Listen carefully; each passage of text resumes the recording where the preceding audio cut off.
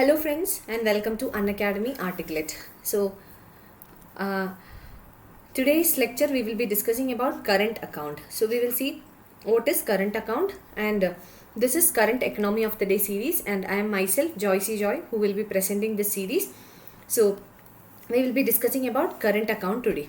So let's get started and before that wish you all a very happy new year from myself and from the entire team of Unacademy. I would also like to introduce the courses that we have in Unacademy, the courses that we provide at Unacademy. So as you know, June 27th is the June 27th of 2021 is the prelims examination scheduled now. So less than 6 months are left and we have developed a 6 months GS crash course for the prelims examination. So this is a 6 months crash course and this is available bilingual in Hindi and also in English. So these courses will help you to clear the prelims examination, to cover the 100% syllabus for your prelims examination. The top educators of Unacademy would be handling the sessions. There will be prelims test series along with the analysis of the test series. PDF study material will be given to you.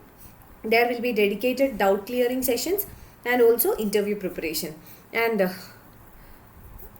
apart from this, we also have long-term batches. So long-term batches are for 1 year and 2 years. So this is the 1 year course. 1 year GS batch course is available bilingual in Hindi and also in English. And this is the 2 years long-term course, 2 year long-term course. And this is also available in bilingual format, Hindi and also in English. And this is the combo offer Unacademy is providing. So this combo means a combination of GS plus the optionals. So you can either choose for plus subscription and the optionals or the iconic subscription and the optionals. So these are the combos available and right now the offer is also running. And you can use my referral code. This is my referral code JOYCY10, JOICY10. You will get an extra 10% offer or the discount on any of the courses to which you subscribe. And this is the fee structure. If you are going for a optionals plus iconic subscription, then 12 months fee would be 88,705. 24 months it's 1,31,510 and 36 months it is 1,67,220 rupees.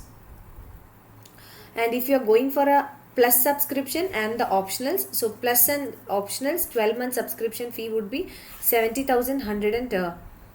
24 months it will be 99,860 and 36 months it will be 1,21,200. Again you can use my referral code JOYCY10, JOICY10 and you will get an extra 10% off. This is regarding the iconic subscription. Unacademy is soon to announce an iconic price hike and these are the features available for iconic subscription apart from the plus subscription. You will be provided with a personal coach, that is you will be given a mentor for your preparation. There will be a mains test series along with the evaluation, customized study planner, study booster sessions, high intensity workshops, daily answer writing practice and also daily content. So these are the features available for your iconic subscription and these features are over and above what you get for the plus subscription. And if you are getting subscriptions either on plus courses or iconic courses, you can use my referral code. This is my referral code JOYCY10, JOICY10 and you will get an extra 10% off.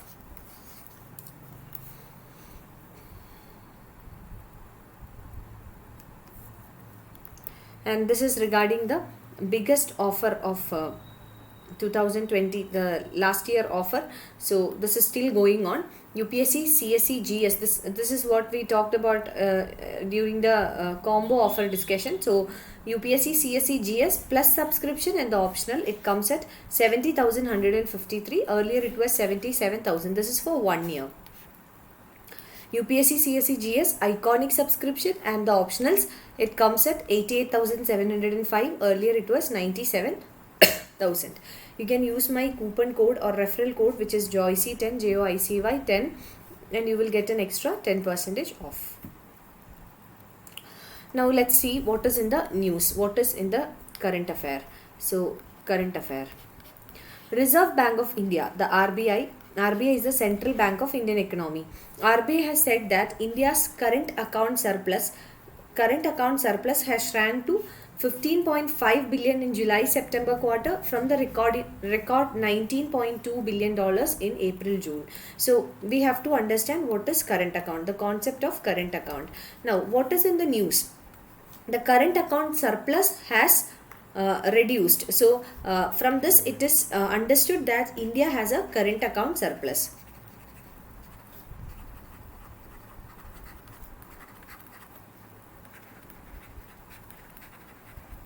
So India has a current account surplus.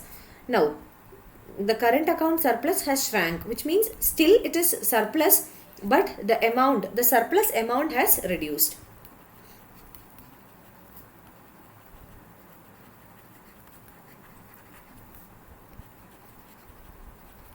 So surplus amount has come down or it has been reduced. Now so we need to understand the concept of current account, and we also need to analyze what are the reasons for the reduction in the current account surplus. Now when do we have a excess or surplus of current account? It is when we have more coming into the country than going out of the country. We will come to that. Okay. Now recent current account surpluses in 3 straight quarters. Now here we have to understand what is quarters. Has largely been caused by a decline in countries' trade deficit due to COVID-19 pandemic and drop in economic activity. So these are the major reasons for a drop in the current account surplus. So the major reasons for current account surplus is that due to COVID-19 pandemic there is a trade deficit. So increasing trade deficit, we can say. Increase in trade deficit. Now what is trade deficit? Trade deficit means the excess of exports over the imports. This is trade deficit. The excess of exports over the imports. This is trade deficit. The excess of imports over the exports. I'm really sorry. Excess of imports over the exports. I'm really sorry for the mistake. So excess of imports. The country is importing more than the exports. So excess of imports over exports will make trade deficit for a country. Now a decline in countries' international trade due to COVID-19 pandemic and also drop in economic activity, especially due to lockdown. There was a drop in the economic activities. Major sectors were closed down and the economic activities, there was a drop. So as a result of that, production came down, output came down, GDP came down, and also employment and everything. So demand fall down and exports fall down. So because of all these, there is a widening gap. Okay. Now net services receipts increased both sequentially and on a year-on basis, boosted by higher net earnings from computer services. So what about the services sector? So here we will be talking about the services sector. Now services sector's performance is good and on an year-on-year basis. So on an year-on-year basis, the receipts in the services sector has increased sequentially, and on an sequentially means continuously, as a sequence.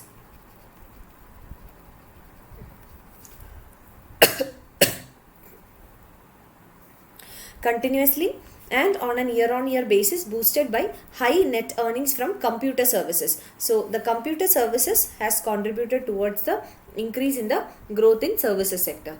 The RBI, Reserve Bank of India, expects the economy to contract 7.5% in the current fiscal year to March 2021. So the RBI is expecting that the economy will contract. That is, the performance of the economy. Contraction means the growth rate of the economy will contract. So the growth rate.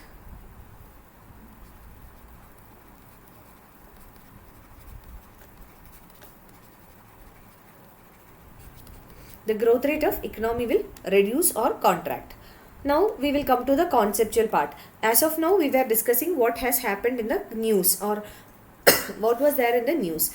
Now we will be coming to the analytical part, we will be coming to the conceptual part. We will see what is a current account. So current account deals with current, ongoing, short-term transactions. So current account means current transactions, ongoing transactions and short-term transactions. It includes all. Current means right now happening, okay, short-term transactions and which are ongoing.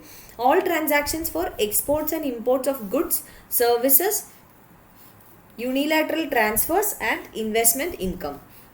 So these are the components of current account, very important for your prelims examination. So be very thorough with this components of current account. What are the components? Exports and imports, which means international trade.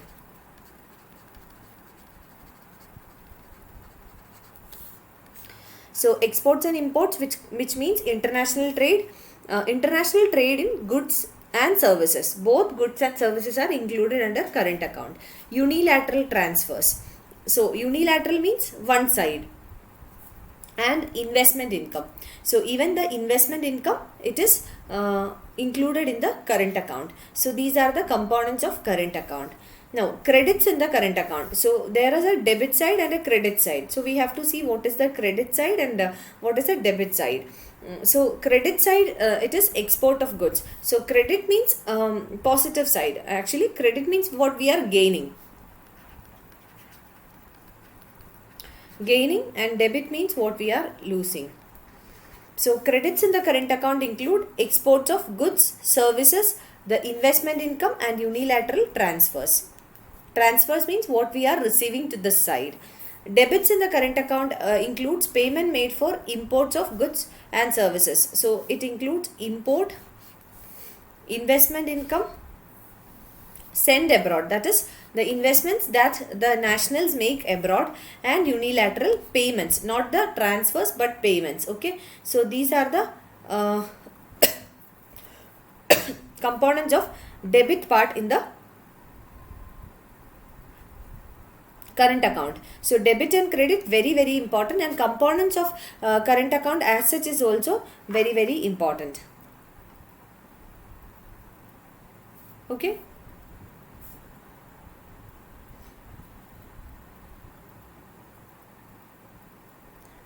Now debits, credit and also the general transactions. So be very sure. So major components are international trade, that is export and import of goods and services, unilateral transfers and the investment income. Unilateral transfers and the investment income. So these are the components, major components. Now let's come to the components of current account. So what are the major components of current account? Let's see that in detail. First is goods. So what is meant by goods? Those goods which are tradable. Trade in goods. Trade means it can be either exports, export trade or import trade. So goods refers to trading in goods, that is either the export or the import of goods. Next is services. Services are invisible because services we cannot see that, only we can experience that. So trade in services, like one example of services is tourism sector. Okay. So trading service means the incoming services and the outgoing services, the export and import of services.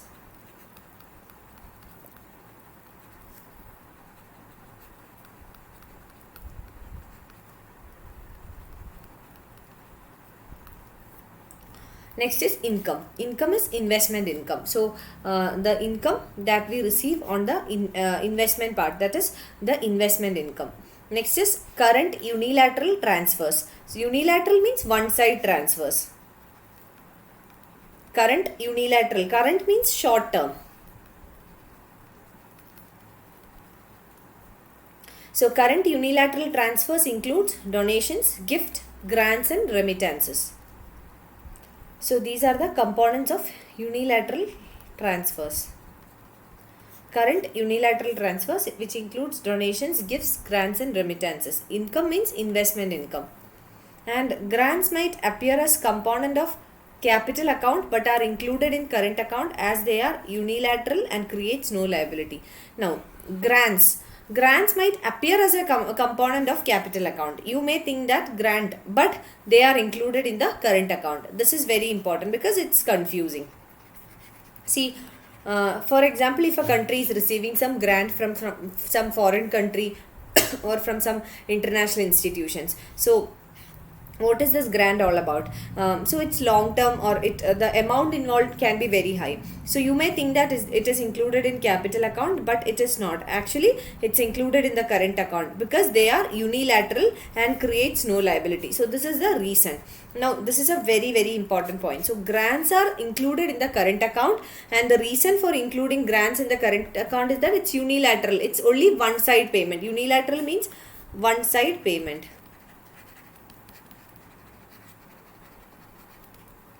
Unilateral or one side payment, and creates no liability. It does not create any liability.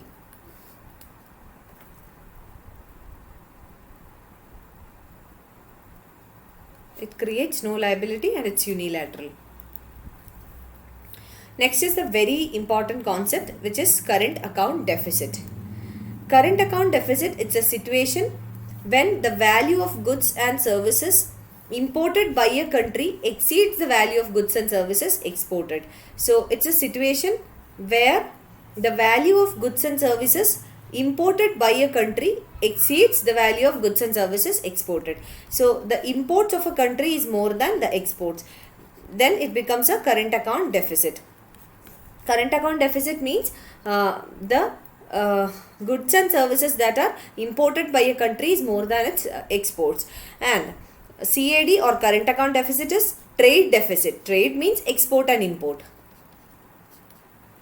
Plus net income from abroad. Net income means what we have received from abroad and what has been sent from India to abroad. Plus net transfers. So transfers to that side, and like for example remittances, so to that side and this side. So the difference is net transfers. So these three components together will give you CAD or current account deficit. It's a summation of trade deficit plus net income from abroad plus net transfers. And widening of current account deficit is due to an increase in the trade deficit due to higher import bill under the increasing pressure from the oil bill. So widening current account deficit. If the current account deficit is high or there is an increasing current account deficit, it is due to increase in the trade deficit. Trade deficit happens when the value of imports are more than the value of exports. So this is when there is a widening of current account deficit. So widening of current account deficit is due to an increase in the trade deficit due to higher import bill. Due to higher import bill under the increasing pressure from oil bill, because India is a import dependent country when it comes to our oil requirements. So we are much dependent on imports. We have to depend on other countries. We import from other countries for our oil requirements. So one of the major reasons for widening of the current account deficit is the increase in the oil bill for India, which will eventually increase the import bill of the country. And when the value of imports are more than the value of exports, it leads to a current account deficit. Current account deficit is paid through surplus in the capital account. That is, there are two accounts, current account and capital account. So the surplus in the capital account is used to pay for the current account deficit. And like how does a surplus happen in case of capital account? Surplus foreign investments or foreign loans or through forex reserves. So from these surpluses, it is used to pay for the current account deficit. Okay. Now let's come to the impact of current account deficit. What will happen if there is a widening scenario of the current account deficit? Now, a moderate current account deficit of around 2% of GDP is stable for the economy and will be helpful in the long run to improve its productivity. Like as we talk in case of inflation, a moderate level of inflation is good for the growth of the economy. Likewise, a moderate rate of current account deficit. Moderate rate of current account deficit is somewhere around 2% of our GDP.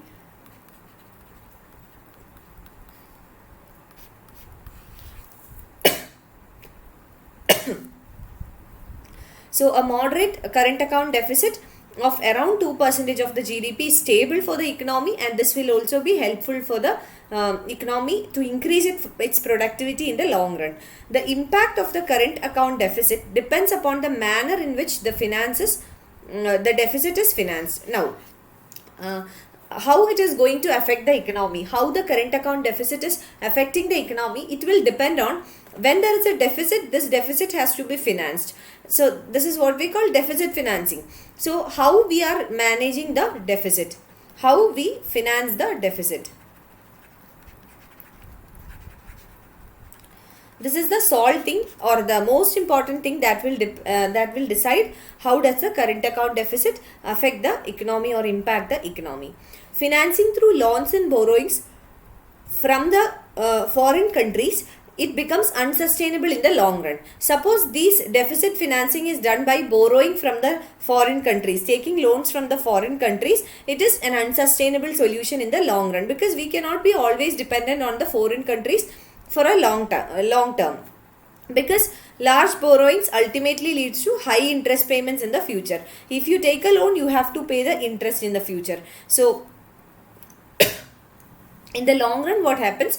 In the long run, you have to pay more interest, and it becomes a burden for the government or for the country. So if you are trying to finance, if the government is trying to finance the current account deficit through loans and borrowings from foreign countries, then this is an unsustainable solution. Financing of current account deficit through hot money. Hot money is foreign institutional investment. It is risky, as when the confidence of market falls, hot money flows out quickly, leading to rapid depreciation of currency. Now, second solution to finance the current account deficit is to take from the foreign institutional investment, FII. But what is the problem with foreign institutional investment? For that, we need to understand what is foreign institutional investment. Foreign institutional investment is when a foreign entity is making an investment in the shares of an Indian company.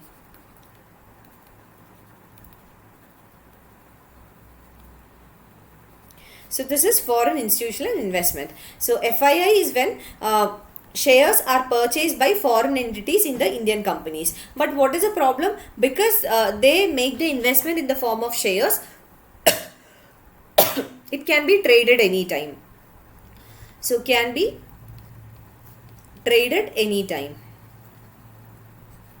So what is meant by trading? It can be bought and sold anytime. So the investors can sell the shares anytime when the economy is in a crisis, or when they lose the confidence in the economy, they can sell it and they can leave the shares in the country. So this will lead to instability in the financial sector, and this will lead to the rapid depreciation of currency. What is meant by depreciation of currency? Depreciation of currency means that the value of the currency is lost. So a fall in the value of the currency. This is depreciation of currency. A fall in the value of the currency.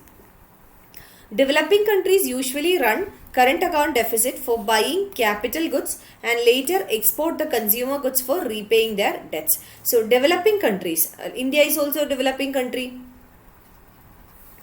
Usually what does the developing countries do? Developing countries usually run current account deficit for buying capital goods and later export the consumer goods for repaying their debts. Okay, this is what the developing countries like India do. Now we will also discuss a little bit about the BOP crisis of 1991 in India. So the BOP crisis, it is balance of payment crisis.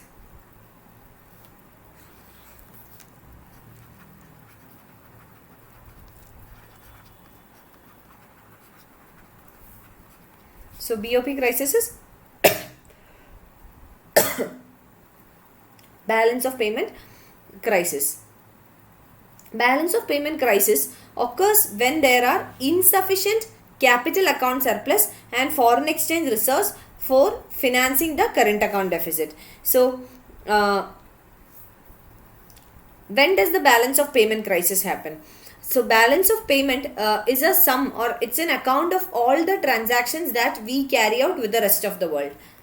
So it's an account of all the transactions